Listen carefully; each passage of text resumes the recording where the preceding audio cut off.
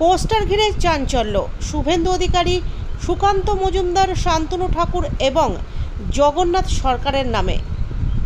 নদিয়ার শিবনিবাসের চূর্ণী সেতুর কৃষ্ণগঞ্জ এলাকায় বিজেপির শুভেন্দু অধিকারী, শান্তনু ঠাকুর ও সুকান্ত মজুমদার সহ রানাঘাটের সাংসদ তথা এবছরের লোকসভার প্রার্থী জগন্নাথ সরকারের নামে পোস্টার, আর এই পোস্টার ঘিরে এলাকায় ব্যাপক চাঞ্চল্য ছড়িয়েছে। কাল সকাল থেকে দেখছি এই পোস্টার এখানে সিগন্যাল ব্রিজের চতুর্দিকে এদিক ওদিকে পোস্টার সব মারা ওই জগন্নাথের ব্যাপারে। আচ্ছা, মানে এদিকে বিভিন্ন জায়গাতেই মারা আছে। হ্যাঁ, বিভিন্ন এটা জায়গায় কোন মারা। এলাকা? এই শিবনাথ তারকনগর, শিবনাথ তারকনগরে আমরা চলাচল করে এই রাস্তা দিয়ে আমরা দেখছি। আচ্ছা আচ্ছা, কি মনে হচ্ছে পোস্টার দেখে আপনাদের? দেখি মনে হচ্ছে যে জগন্নাথের ব্যাপারে কিছু মনে হয়, কিছু কোনো কারণ আছে।